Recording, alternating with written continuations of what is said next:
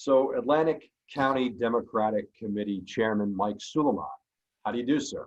Max, good evening. Always a pleasure to talk to you. Unfortunately, not in person, but Zoom is good. That's okay. That's right. We'll make do for a couple more weeks. Amen to that. So let's talk a little bit, if we could, about the LD2 contest. You've Sure. got your slate of candidates. It's a battleground district.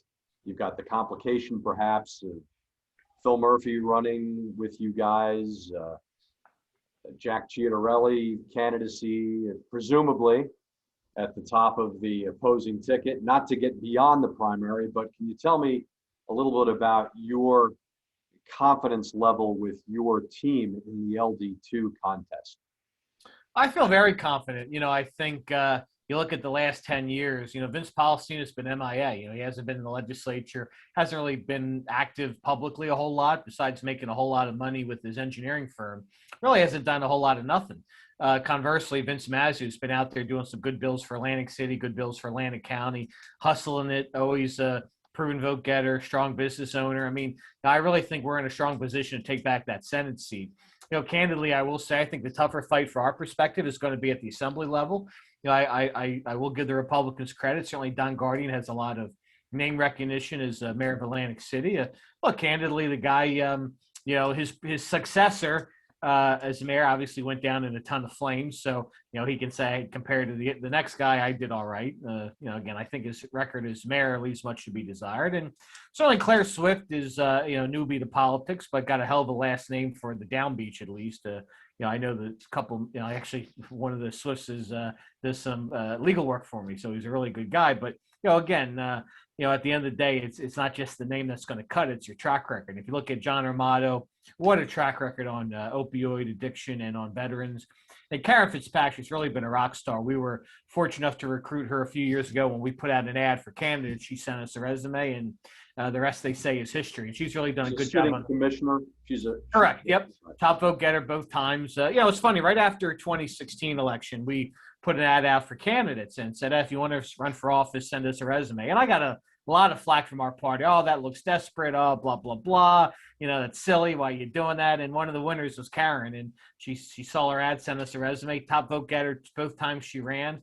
Really been a leader at watching, taxpayer dollars at the county level, green energy, supporting local vendors. I mean, really done a hell of a job. So I feel pretty confident. I think the last time we had all three legislative seats, Max, was the early 80s with Mike Matthews and Steve Persky. And I think we're going to get there. I think we have a good chance of winning all three legislative seats. Mr. Chairman, you say that Don Guardian's mayoral record leaves a little to be desired. Could you elaborate on that? What did you see there as a weakness? Well, the biggest weakness, forget the casino closures. Maybe you can't contribute that fully to him. But, the reason why the state did the intervention bill, the dreaded takeover bill, is because the city was about to go bankrupt. And who did the city go bankrupt under? It was Mayor Guardian. So, if Mayor Guardian was doing such a great job at fiscal responsibility, the state of New Jersey would not have had to come in with emergency monitors and bail the city out. So, if Don wants to have that conversation, we want to have that conversation. I mean, he's a nice guy, but again, the last thing we need is fiscal mismanagement in Trenton. Well, if I could just play the devil's advocate a little bit, the sitting mayor, who was then the council president, was aligned with the mayor, the Republican mayor at the time, in resisting the state takeover. There was a universal ground level resistance to the state takeover. Bipartisan resistance, no?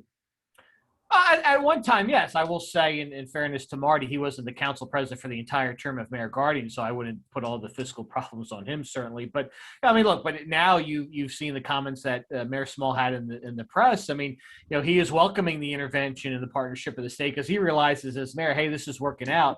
We're doing better with ratings agencies. We're able to lower taxes. We're able to streamline services. So I think he's seen the benefits of intervention. But the point being is that if Mayor Guardian did such a great job at Atlantic City, we would not have been in that precarious predicament in the first place. Given a whole bunch of pilot money away. I mean, look, if we want to talk about Mayor Guardian's record in Atlantic City, I'm happy to have that conversation because I think it's a conversation we win on. Again, he's a nice guy, but he ain't cutting the mustard, and we need John Armato and Karen Fitzpatrick in there because they know what the hell they're doing, and they're both John's actually worked on the state budget. Karen certainly is a small businesswoman herself. I mean, they know what the hell they're doing in terms of balancing checkbooks here for families in Atlantic County. Mr. Chairman, a year ago, the GOP was sitting on the sidelines during the primary and kind of gleefully cackling away as the Democrats had it out. And this year, there is a fairly significant Republican candidate running against the Republican Senate establishment candidate, Vince Palestina. Do you think Seth Grossman has a chance? What do you think? What's your sense of that Republican primary for the Senate seat in LD2? So perhaps I'm going to get in trouble with some of my friends on my side of the aisle. I think the typical thing would say, yeah, they're going to tear each other up. It's going to be a bloody primary. Candidly, I think Vince Palestina wins that. I think, Grossman shocked the system in 2018 with his congressional upset in the primary. I would say, candidly, part of that was you had that guy Hirsch Singh running as the candidate, and we see how he's ended up, since then. Look, Vince Palestina is an established candidate on their side. I mean, he's going to win that primary. I think Grossman's in column D. Look, I would love to run against Seth Grossman, but, I'm focused on Vince Palestina, running for the Senate. You don't mind running against him either, I guess. Well, I think both would be bad for Atlantic County. I'll make that very, very clear. I'm realistic, and I think our team needs to be realistic on terms of who we're going to aim our ammo towards in a figurative sense, and certainly that's Vince Palestina. Again, where has he been these last 10 years except making money? I mean, I live in Galloway. He's really milked the town on a lot of engineering fees over the years. Certainly, he's got a lot of public contracts, and where has Vince Mazzeo been the last 10 years, and where has Vince Palestina been the last 10 years? I think that's a night and day conversation. And I think, Vince Mazzeo is uniquely qualified to be our state senator. I think he's going to do a good job.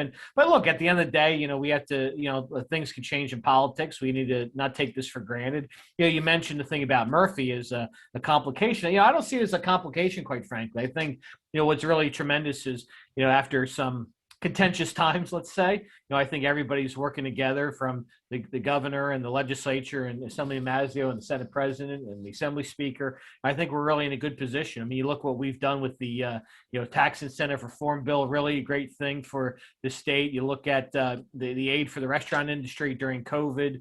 You look at the paid family leave. I mean, we've got a lot of good legislative victories under our belt, and really it's all up, credit to Vince Mazzeo and John Romano, and the governor too, quite frankly. So, I don't think he's going to be a complication. I think he's going to be a boost to us, and I think we're one of the best states, Max, for vaccine distribution. So, I think, and the welcome news that, we're going to have 100% reopening of the businesses May 19th is a big deal, especially for Atlantic City, where Vince and John and Karen were advocating for, reopening conventions and trade shows. I think we're in a really good position to run on these issues.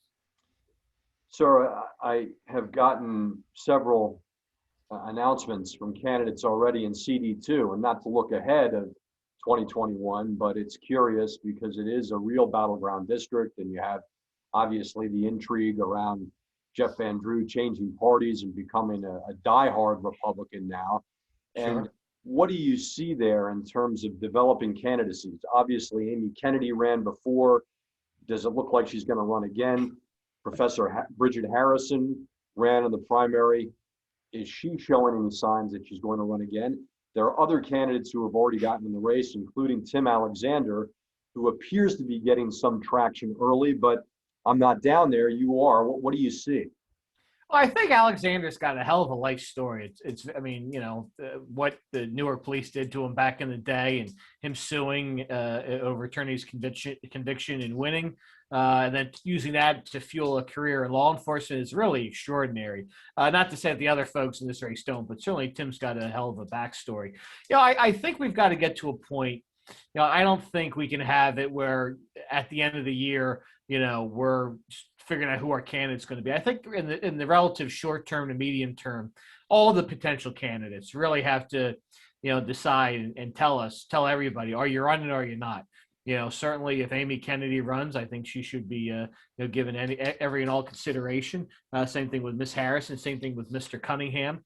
And you got this guy Hector Tavares running from Egg Harbor Township. I mean, at a certain point, we've got to get figure out where we're going as a party. Not to neglect what we got to do this year. I mean, certainly I've made it clear, even to Mr. Alexander and others, that our priorities this year are reelecting Governor Murphy, reelecting a legislature, and getting some good county and local candidates elected in Atlantic County. But I recognize the fact that our ultimate candidate for Congress is going to have to take this year to raise money and be active and help candidates and all that sort of stuff. So we got to know where we're going at a certain point.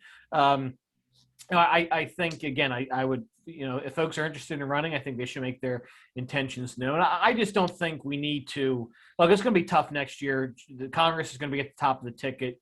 As we know, as political historians, a president's first midterm is usually bad for the party in power.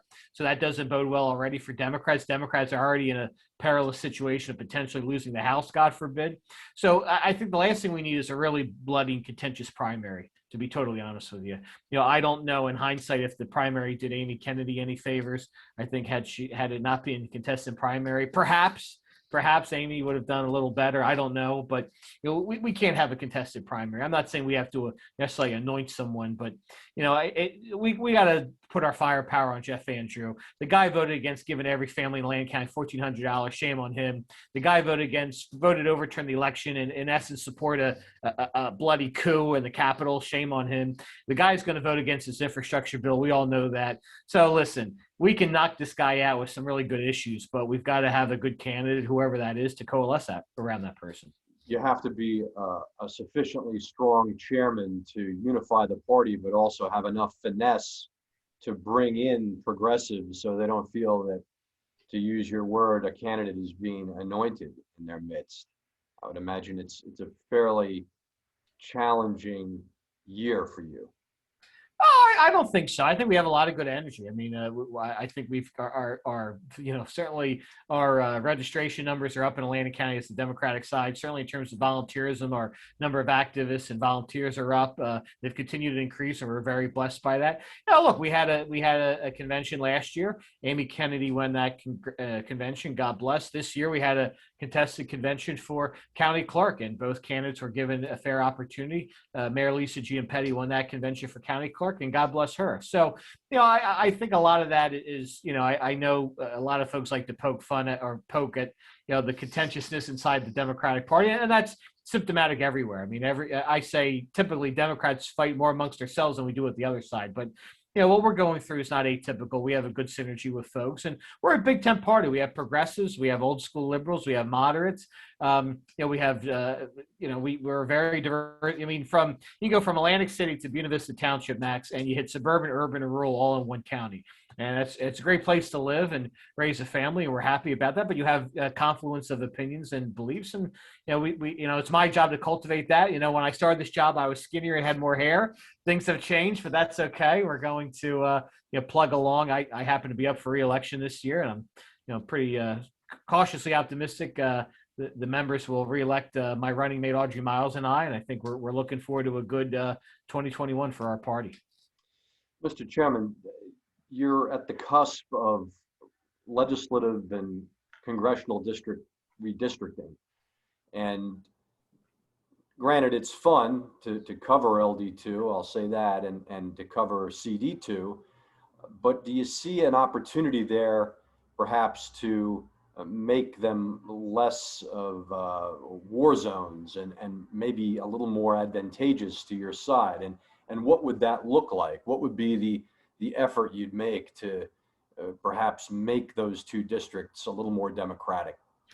Well, the congressional is going to be a little tough because we're the southernmost district and we can't go south, so you can only go north. I mean, presumably, it's indicative of population change. Atlantic County has lost population. How much, we don't know for certain. Certainly it would be nice to, gain maybe more parts of either Camden or Gloucester counties. We don't want to do anything to jeopardize Congressman Norcross, who does a hell of a job, but also a summer resident of Brigantine occasionally. So we don't want to, hurt his district or take out Andy Kim, who needs all the help he can get. But certainly if we can make the congressional district a little more democratic, that would be helpful. Maybe, get some parts of Camden and Gloucester counties in exchange for, some parts of Ocean County that we have. And respectfully to my friend Wyatt Earp in Ocean County, it's a tough terrain. But then again, if you do that, do you cut into Andy Kim's, district? So, everybody's got, their own selfish views. In terms of LD2, we have to see how